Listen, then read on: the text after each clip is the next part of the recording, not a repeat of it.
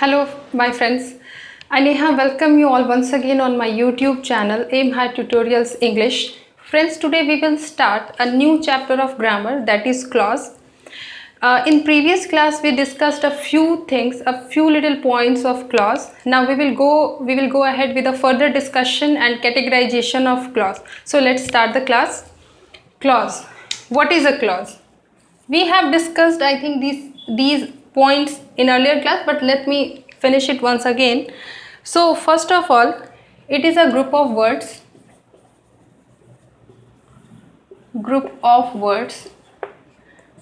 It has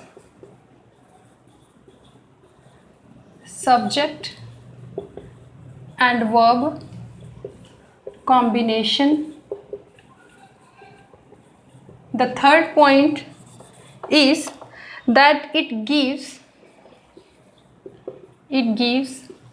a complete sense. देखिए, पहला जो पॉइंट है वो ये है, ग्रुप ऑफ वर्ड्स, शब्दों का समूह है, मतलब शब्दों का एक कलेक्शन है. दूसरा, इट है सब्जेक्ट वर्ब कॉम्बिनेशन, मतलब सब्जेक्ट और वर्ब का कॉम्बिनेशन होगा. तीसरी बात है, it gives a complete sense, मतलब ये अपना एक पूरी जो इसकी मीनिंग है वो कन्वे कर पाने में सक्षम है. ठीक है, let's take an example. She sings sweetly. देखिए, शी आपके सेंटेंस का सब्जेक्ट हो गया, ये सिंग्स जो है ये वर्ब हो गया, और स्वीटली आपको पता है कि ये तो एडवर्ब है, लेकिन इसे मुझे अभी बताना नहीं है, मुझे एक्चुअली इन्हीं दो चीज़ों को समझाना है. हमें सबसे पहले देख लेना है कि जो पॉइंट्स यहाँ लिखे गए हैं, क्या उन पॉइंट्स से ये सेंटेंस मैच करता है कि नहीं. ग्रुप ऑफ वर्ड्स, देखिए ग्रुप ऑफ वर्ड्स है, इट है सब्जेक्ट वर्ब, यहाँ सब्जेक्ट है, यहाँ पे वर्ब है, मतलब सब्जेक्ट वर्ब कॉम्बिनेशन है. इसके बाद it gives a complete sense, तो सेंस भी है, शी सिंग स्वीटली, वह मीठा गाती है, वो सुरीला गाती है. तो भाई मीनिंग तो क्लियर हो गया, मीनिंग तो कंप्लीट है. ऐसा तो नहीं है कि कोई भी ऐसा वर्ड है जिसके बाद कोई जो बात है वो पूरी नहीं की गई है, या पहले कोई बात है जो पूरी नहीं की गई है और हमें समझने में दिक्कत हो रही है. तो हम तो पूरी तरह से इस बात को समझ पा रहे हैं. तो ये सेंटेंस जो है, ये जो यहाँ ग्रुप ऑफ वर्ड्स दिया गया है, ये एक क्लॉज है. ओके, एक और एग्जाम्पल ले लेते हैं. Ramu respects his elders. Ramu अपने बड़ों का आदर करता है, उनका सम्मान करता है. यहाँ रामू देखिए सब्जेक्ट, ये है हमारा वर्ब, तो subject verb combination. I hope ये तो अभी तक समझ में आया होगा, ये बहुत ही आसान सी बात थी. चलिए नेक्स्ट है, हम लोग देखते हैं kinds of clause. Okay, so there are mainly two kinds of clause. Clause जो है इसके मेनली दो ही काइंड्स है. Kinds of clause. The first one is main clause. देखिए, मेन क्लॉज जो है इसी को हम लोग प्रिंसिपल क्लॉज भी कहते हैं. प्रिंसिपल क्लॉज, या फिर इसी का एक और नाम है,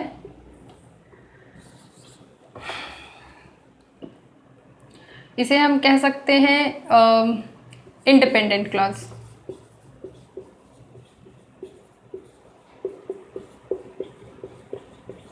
देखिए, जैसा कि इसका नाम है मेन क्लॉज, मेन मतलब मुख्य. ठीक है, मुख्य का मतलब है जो किसी अदर पे डिपेंडेंट नहीं हो.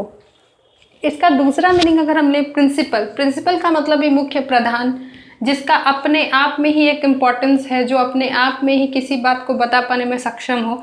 इंडिपेंडेंट का मतलब तो पता ही है, हम इंडिपेंडेंस डे मनाते हैं, तो इंडिपेंडेंस का मतलब ये होता है स्वतंत्रता, और इंडिपेंडेंट मतलब होता है स्वतंत्र. स्वतंत्र मतलब the one who has its own system, means it can give its meaning itself because it has its own system, it is not dependent on other system.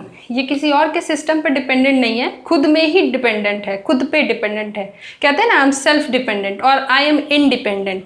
Self dependent मतलब खुद पे निर्भर होना, और इंडिपेंडेंट मतलब भी होता है खुद पे ही निर्भर होना. तो ये सेंटेंस, ये जो क्लॉज है, ये भी खुद पे ही निर्भर है अपनी मीनिंग को बताने के लिए, इसे किसी और पे निर्भर होने की ज़रूरत नहीं है. चलिए नेक्स्ट जो काइंड है, हम इसे और भी आगे डिस्कस करेंगे. नेक्स्ट जो काइंड है वो है हमारा, इसे हम कहते हैं डिपेंडेंट क्लॉज. डिपेंडेंट क्लॉज अब डिपेंडेंट क्लॉज में हम दो फर्दर कैटेगराइजेशन कर सकते हैं ताकि हम इजीली समझ सकें, जिसमें पहला हो जाएगा कोऑर्डिनेट क्लॉज,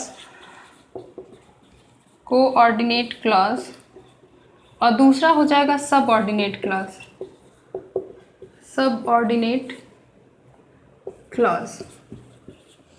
इसे ही हम दो अलग अलग पार्ट्स में डिवाइड कर देते हैं ताकि देखिए ये सबऑर्डिनेट और कोऑर्डिनेट दोनों ही डिपेंडेंट ही क्लॉज हैं, लेकिन उसी में हम इसे इसलिए अलग से मैंने इसको कैटेगराइज किया है ताकि हम इजीली इसे समझ सकें। एक साथ डिस्कस करने पे ये थोड़ा सा कॉम्प्लिकेटेड हो जाएगा हमारे लिए समझने के लिए, ठीक है। So now let me discuss about the main clause. What is a main clause or what is an independent clause? So as a definition we can say that it conveys its complete meaning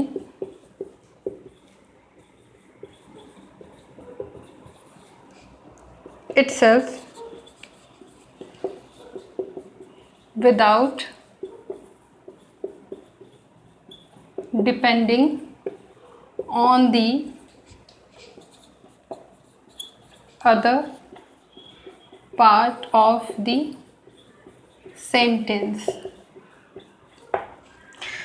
तो इसका definition ये होगा कि ये जो main clause है, जो independent clause है, ये अपनी मीनिंग को खुद ही बता पाने में सक्षम होता है। इसे किसी और पार्ट पे, सेंटेंस का अगर कोई दूसरा भी पार्ट हो तो उस पार्ट पे इसे डिपेंड होने की ज़रूरत नहीं होती है अपने मीनिंग को बता पाने के लिए, समझा पाने के लिए। ये अपने आप में ही क्या है, सफिशियंट है, it is self sufficient. Okay, ये अपने आप में सफिशियंट है। Let's take an example. For an example we can write Ramu और we can say Radha. Radha dances merrily। Radha खुशी से नाचती है, मतलब खुशी खुशी डांस करती है। देखिए सब्जेक्ट है, वर्ब है, सब्जेक्ट वर्ब का कॉम्बिनेशन आ गया। अब देखो ये जो क्लॉज है ये पूरा क्या है, ये इंडिपेंडेंट क्लॉज है, इंडिपेंडेंट क्लॉज, या फिर आप इसे मेन क्लॉज कह दो, प्रिंसिपल क्लॉज कह दो। आप इसे independent clause, main clause, principal clause तीनों में से कोई भी एक कह सकते हैं। अब हम इसका दूसरा एग्जांपल लेके देखते हैं। यहाँ पे मैंने जो सेंटेंस लिखा है, इसी सेंटेंस को हम लोग थोड़े और वर्ड्स जोड़ के इसे आगे बढ़ाते हैं। Radha dances merrily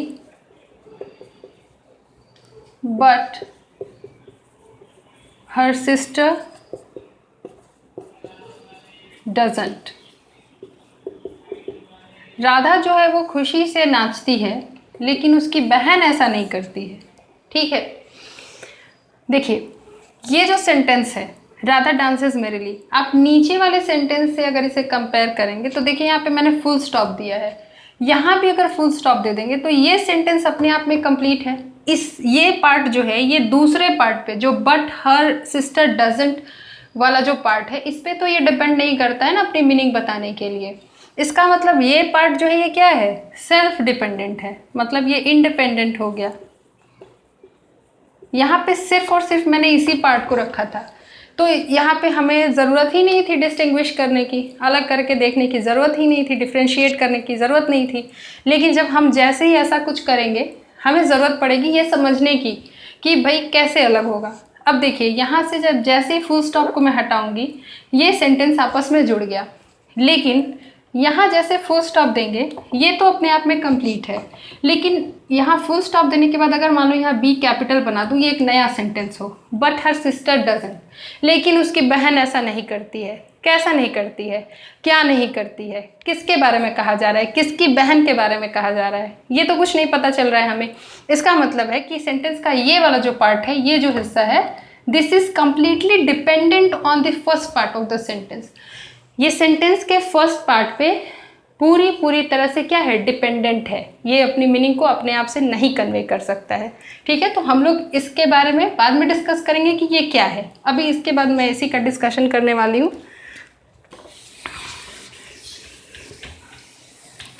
Now let's discuss dependent clause. Dependent clause, अब डिपेंडेंट क्लॉज जो है वो क्या होगा? It can not convey its meaning itself but depends on the other part of sentence। देखिए, इसका मतलब ये हुआ कि ये अपनी मीनिंग को, अपने अर्थ को खुद ही बता पाने में सक्षम नहीं होता है, बल्कि ये अपने अर्थ को बताने के लिए सेंटेंस का जो वाक्य का दूसरा हिस्सा है उस पर क्या होता है, ये डिपेंडेंट होता है। ठीक है, तभी अपनी मीनिंग को क्लियर कर पाता है। चलिए, जो हम लोगों ने प्रीवियस एग्जाम्पल लिया था उसी एग्जाम्पल को मैं यहाँ डिस्कस कर देती हूँ एक बार फिर से। Radha dances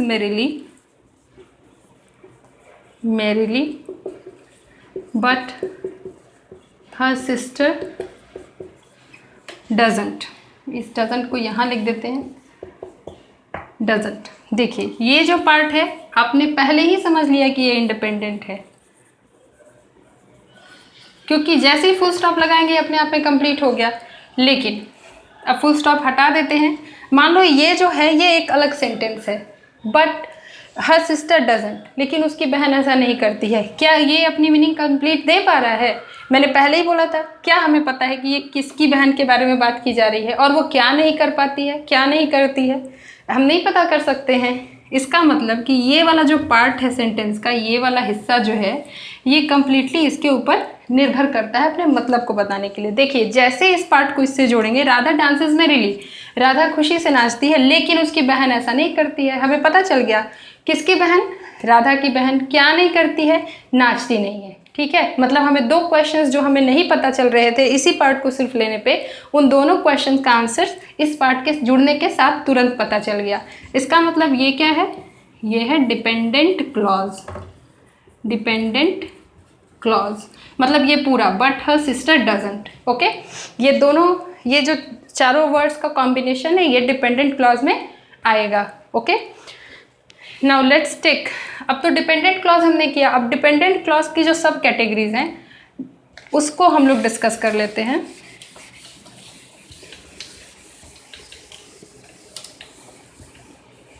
so the first सब category of dependent clause is, here we will write coordinate clause। coordinate clause, हम लोग कोऑर्डिनेट क्लॉज को डिस्कस करेंगे। Okay, so what is a coordinate clause? अच्छा, जब आपने कंजंक्शंस पढ़े होंगे, ठीक है, तो कंजंक्शंस पढ़ते हैं तो उसमें कुछ वर्ड्स, पहले तो कंजंक्शंस के व्हाट इज़ अ कंजंक्शन, उसका डिफिनीशन, फिर कंजंक्शन के काइंड्स, कितने काइंड्स होते हैं कंजंक्शंस के, तो मेनली तीन हम लोग पढ़ते हैं, कोरिलेटिव, कोऑर्डिनेटिंग और सबऑर्डिनेटिंग, तीन कंजंक्शंस हो जाते हैं। तो अब कोऑर्डिनेट क्लॉज भी कुछ उसी तरीके से हम लोग समझ लेंगे। ओके, तो कोऑर्डिनेट क्लॉज क्या है? देखिए, the part of sentence which consist of a coordinating conjunction word, sentence का वह पार्ट जिसमें एक कोऑर्डिनेटिंग कंजंक्शन वर्ड लगा होगा, that will be understood. Understood मतलब आपको उसे देख के समझ लेना है। आप देखेंगे फिर आप उसे आसानी से रिकॉग्नाइज कर लेंगे। आप रिकॉग्नाइज करने के लिए मैं आपको ये तरीका बता रही हूँ। आप देखेंगे उसे रिकॉग्नाइज कर लेंगे कि भाई कोऑर्डिनेटिंग कंजंक्शन वर्ड लगा है, मतलब कि ये कोऑर्डिनेट क्लॉज है। The part of sentence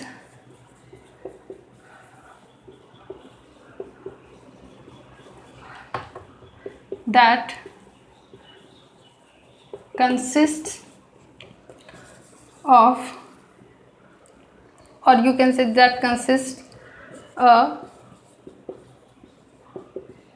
coordinating conjunction word,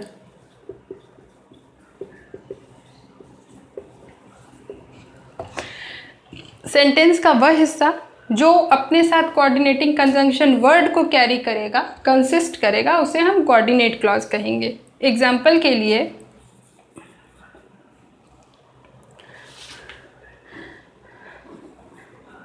I want to buy a new car,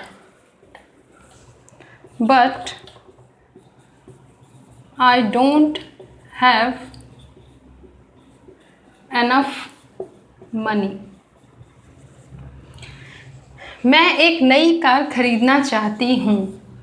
ये सेंटेंस कंप्लीट। चलो यहाँ फुल स्टॉप लगाया, सेंटेंस का मतलब कंप्लीट हो गया। I want two by a new car, मैं एक नई कार खरीदना चाहती हूँ। यहाँ पे कोई भी डिस्कशन आर्ग्यूमेंट कुछ भी नहीं है कि भाई कब खरीदना है, कौन सी कार खरीदनी, बस ये है कि नई कार खरीदनी है। अब नेक्स्ट जो है, but I don't have enough money, लेकिन मेरे पास पर्याप्त रुपए नहीं है। मान लो इस पार्ट को इससे अलग कर दिया जाए, सिर्फ यही पार्ट हमारे पास हो, इसका क्या मतलब है, लेकिन मेरे पास पर्याप्त रुपए नहीं है। किस लिए रुपए चाहिए थे, क्या करने के लिए रुपए चाहिए थे, ये बात हमें कैसे पता चलेगी? ये बात तो तभी पता चलेगी जब हम लोग इस वाले पार्ट को देखेंगे, जो पहला पार्ट लिखा हुआ है, और जैसे इसके साथ जोड़ देंगे, यहाँ से फुल स्टॉप को हटाएंगे। मैं एक नई कार खरीदना चाहती हूँ, लेकिन मेरे पास पर्याप्त पैसे नहीं है। किस लिए पैसे नहीं है भाई? कार खरीदने के लिए नहीं है। तो हमें रीज़न यहाँ पे पता चल गया, मतलब सॉरी मोटिव पता चल गया, पैसों की ज़रूरत किस लिए थी। ठीक है, तो ये जो पार्ट है ये आपका इंडिपेंडेंट, जैसे कि पहले ही हम लोग देखें इंडिपेंडेंट क्लॉज, और सेकंड जो है ये है आपका डिपेंडेंट क्लॉज। देखिए डिपेंडेंट मैंने क्यों लिखा, आप सोचोगे कि यहाँ मैं बता रही हूँ कोऑर्डिनेट क्लॉज और लिख रही हूँ डिपेंडेंट क्लॉज। तो भाई डिपेंडेंट क्लॉज इसलिए क्योंकि ये पार्ट इस पर डिपेंडेंट है ना, ये इस पर निर्भर करता है, इसलिए ये डिपेंडेंट। अब डिपेंडेंट क्लॉज में ये क्या है, ये है आपका कोऑर्डिनेट क्लॉज। कोऑर्डिनेट क्लॉज ये जो है कोऑर्डिनेट क्लॉज है, क्योंकि यहाँ पे बट जो है ये कोऑर्डिनेटिंग कंजंक्शन वर्ड है, इसलिए ये कोऑर्डिनेट क्लॉज है। मैं यहाँ पे एक छोटी सी ट्रिक शेयर करना चाहूँगी जिससे आप कुछ कोऑर्डिनेटिंग कंजंक्शन वर्ड्स को याद रख सकते हैं। तो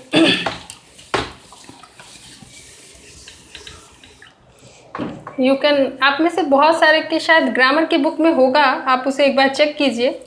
may be you get it in your grammar book in the chapter conjunction chapter में शायद मिलेगा। Fan boys, FN fan, BOYS boys. तो F से आप लिख लीजिए फॉर, A से लिख लीजिए एंड, N से लिख लीजिए नॉर, B से लिख लीजिए बट, O से लिख लीजिए और, Y से लिख लीजिए येट, और S से लिख लीजिए सो। ये आपके कोऑर्डिनेटिंग कंजंक्शन वर्ड्स हो गए। कोऑर्डिनेटिंग कंजंक्शन वर्ड्स, ये सभी कोऑर्डिनेटिंग कंजंक्शन वर्ड्स हो गए।